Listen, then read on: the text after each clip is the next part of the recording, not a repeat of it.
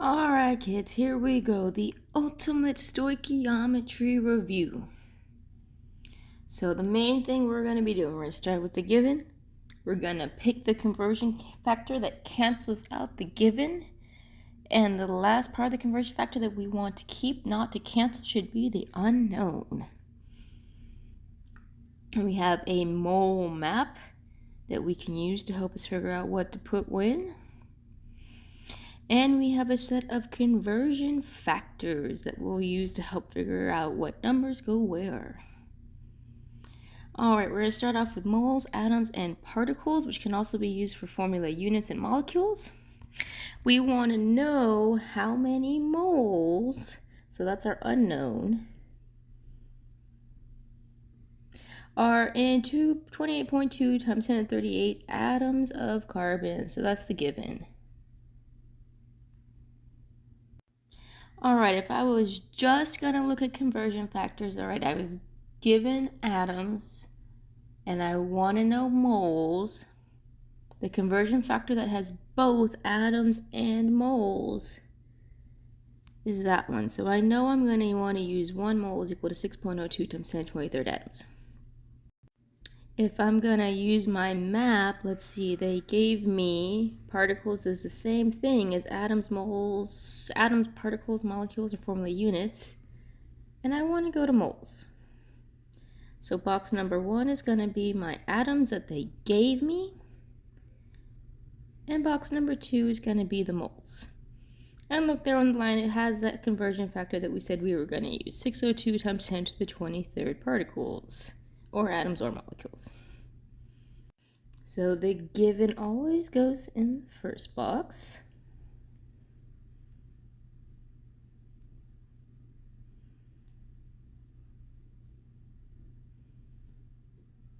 And then we want to set up our ratio. We said that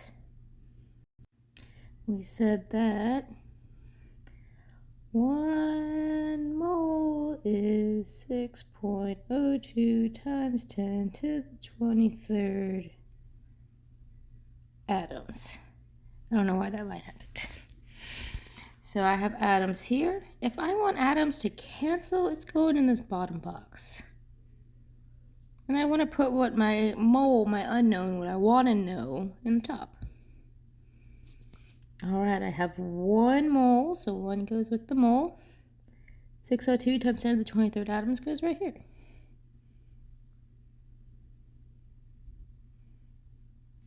And then we plug it into a calculator.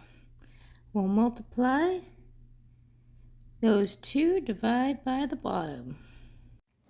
And if we go in and we plug all that in the calculator, we have our 28.2 times 10 to the 38 on top, 602 times 10 to the 23rd on the bottom.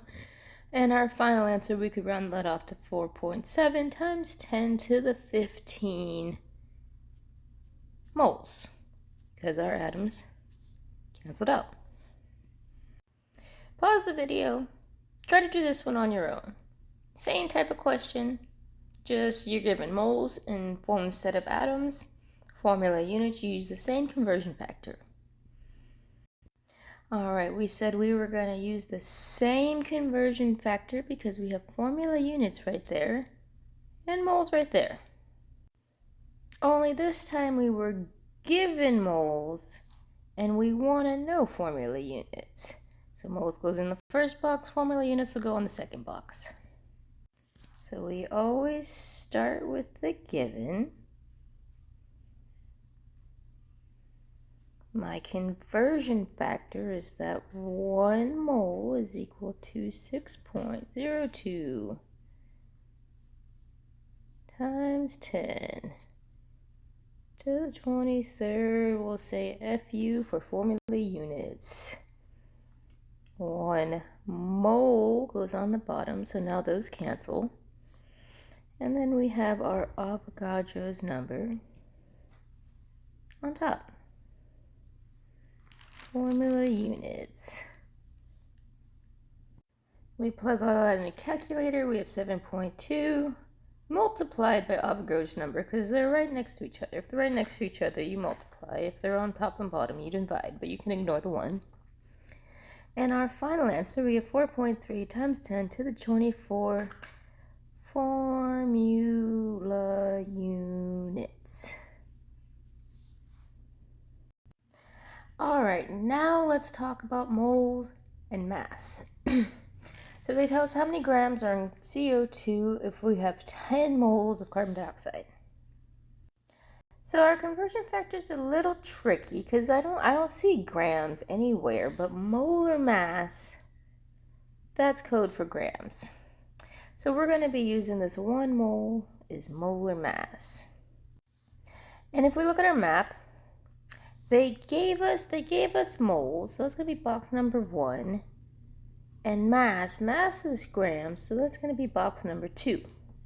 And they have the conversion factor right there. 1 mole is molar mass. So when we set this up, we said we were going to put 10 moles in box number 1.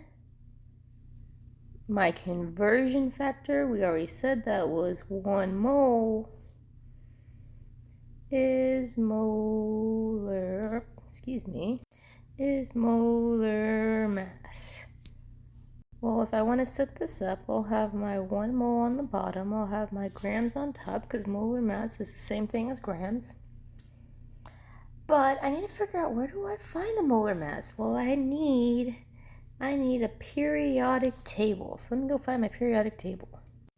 All right, here we are at the periodic table. So I'm going to pick on carbon because we're working with carbon dioxide. And my molar mass is going to be this 12 right here underneath the name. It's always the larger of the two numbers. So carbon's molar mass is 12. And oxygen, because we're dealing with oxygen and carbon, we're going to round that off to 16. All right, we said that carbon's molar mass was 12, oxygen was 16, but we have a little tiny 2 right there that we have to account for. That says that I have 2 atoms of oxygen in my carbon dioxide. So let's put a little 2 right there. So we're going to have 12 plus 32. And we add that up. And we get 44. So when we plug that in, we'd have 10 times 44. So we would have 440 grams of carbon dioxide in 10 moles. So we use the conversion factor. 1 mole is molar mass. We found the molar mass in the periodic table, and we added it all up and plugged it back into our conversion table. So pause this one, you can try it by yourself, and then we will go over it. All right, here we go. We're given 115 grams. I can tell you right now we're going to use the conversion factor. 1 mole is equal to molar mass. We'll put that in grams. So we'll start with the given, 115 grams.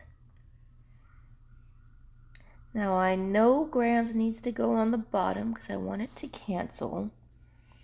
And I'm looking for moles. So moles is going to go on the top.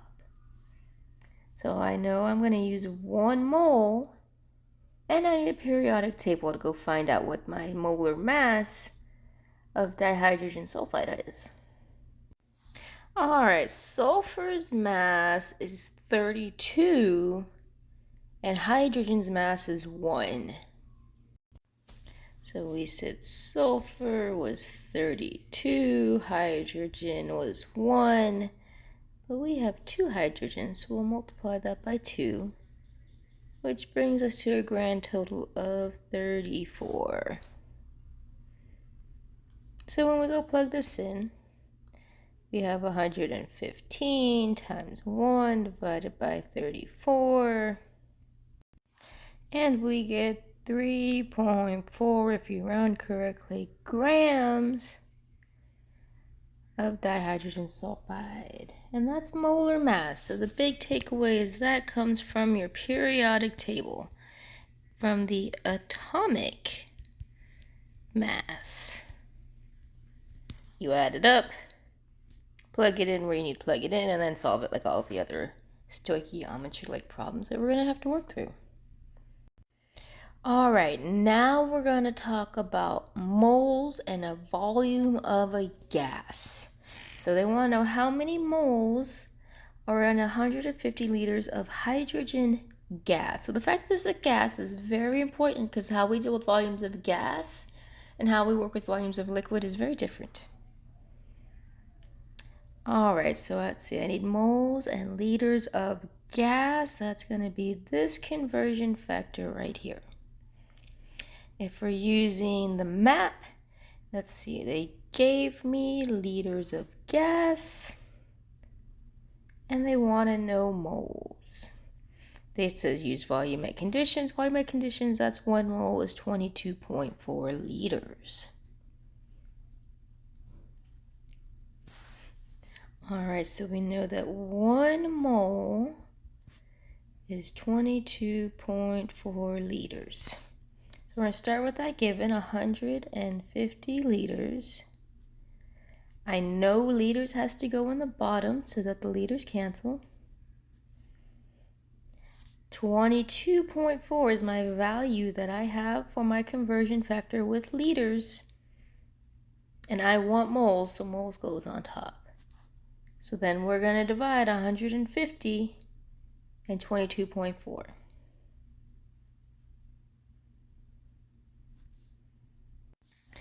Which gives us 6.7 moles of hydrogen gas. So the only thing we're doing different is we're changing what that 1 mole equals. If they're equal, you can stack them. All right, go ahead and pause the video. The same kind of question, just instead of finding moles, you're finding liters.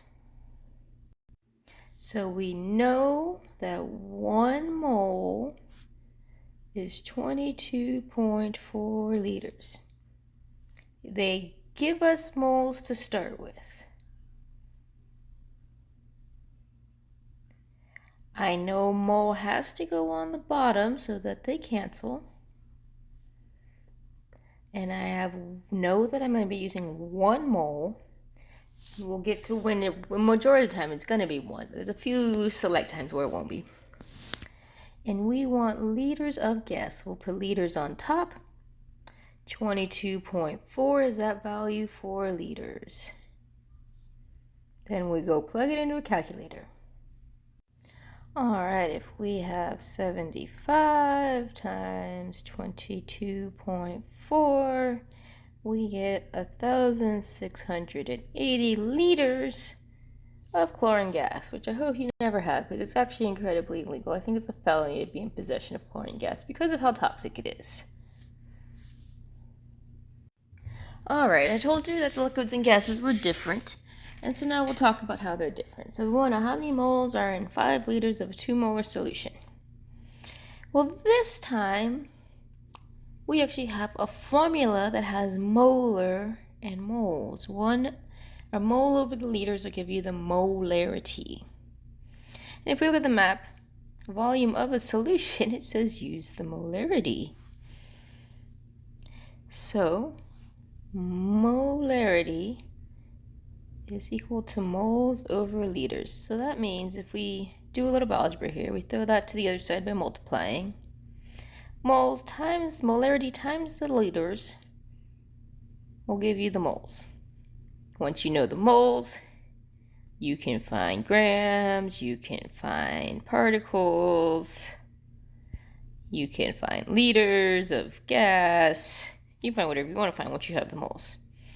So all we have to do here is multiply those two together. 5 times 2, last time I checked, was 10. So we have 10 moles. And again, if you needed to find grams out of this, then we would set that up for grams. So we'd have moles on the bottom, molar mass on top. It just depends what the question's asking for. All right, this one's a little bit different. in that we have milliliters instead of liters. If we look at our formula, we see that we have moles over liters, and so that's a big deal. We can't plug in milliliters, it has to be liters, so we'll convert it to liters. So our conversion factor from milliliter to liters, this is just one you have to know. 1 liter is 1,000 milliliters. And so when we set this up, we have 150 milliliters. That's my given. And so I know milliliters has to go on the bottom, and my liters is going to go on top. 1 liter, 1,000 milliliters. So then we have 150 divided by 1,000, which gives us 0.15 liters. But we're not done. I didn't want liters, I want moles. And we know that moles is molarity times the liters. So if we multiply that by 5, we end up with 0.75 moles. And again, you can convert it to grams or liters or whatever you need to find after you have moles. All right, moving on. Now let's talk about if you have to deal with energy in stoichiometry kind of problem. So let's see, how many moles of sodium required to produce 3,600 kilojoules of energy? So we're starting off with kilojoules, and we want moles. No. Oh, that's okay. All right, so let's see. The only conversion factor I have that has kilojoules and moles is that kilojoules is equal to moles reaction. So that just means a coefficient.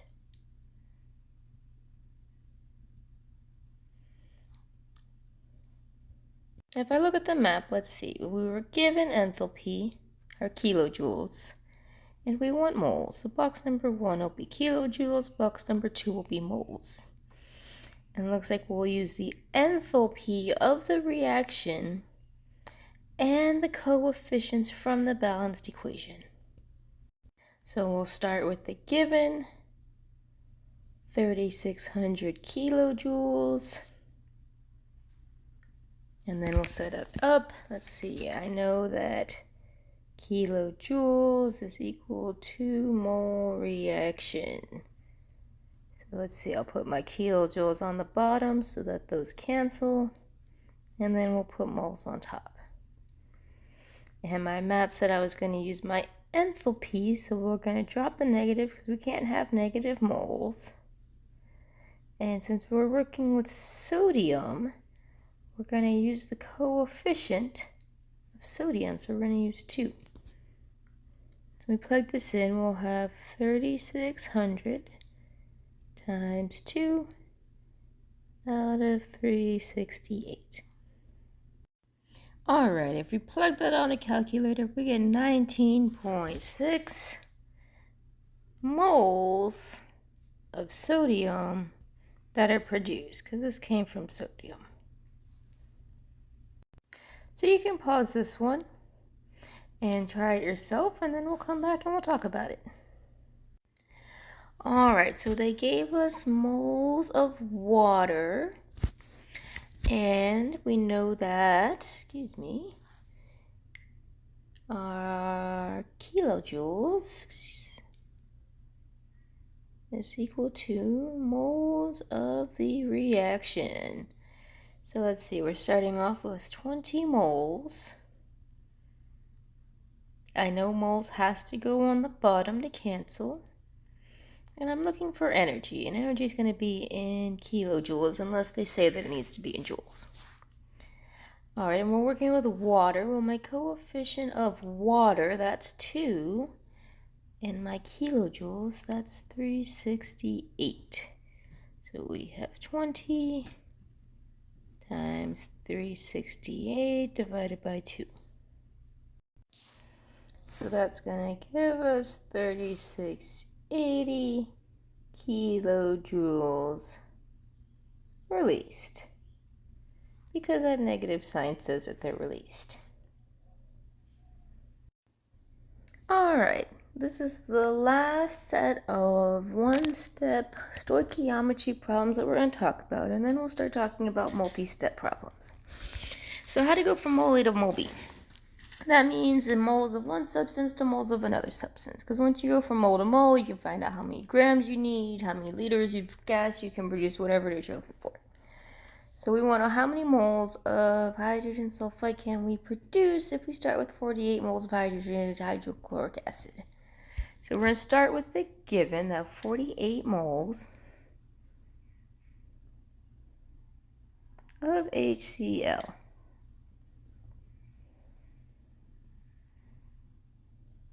Now these coefficients, a coefficient is equal to moles. So let's see, if I have moles of HCl, we know that has to go on the bottom to cancel. And I want moles of H2S. And then I'm going to go to the balance equation to find out what the moles, what those values are. So for hydrochloric acid, we're going to use 6. For hydrogen sulfide, we're going to use 3. So we'll have 48 times 3 divided by 6. And so at the end of the day, we're going to get 24 moles of H2S if we react 48 moles, and we get 100% yield, which we'll talk about that later on. Alright, you can pause the video and try this one for yourself. Ignore that little M that shouldn't be there, and then we can try to go over it together. Alright, here we go. So if we start with 7 moles of aluminum sulfide, and I want to know moles of aluminum chloride, I'm going to have to use that balanced equation. You know, if you have to go from one thing to a different thing, that's how you know. And if we want to check the map, we're working right here. So it's different color, different mole. Mole A, mole B. Hydrochloric acid, H2S. And it tells you right there to use the coefficients from the balanced equation. So if I use the coefficients for aluminum sulfide, it's 1. For aluminum chloride, it's 2. 7 times 2, we'd end up with 14, because those cancel. Moles of aluminum, I forgot the little 3, excuse me, chloride. And that's all the different types of one-step problems that you could possibly see in the form of stoichiometry. If you feel like you're ready to start trying to do multi-step problems, go ahead and go on to the next video.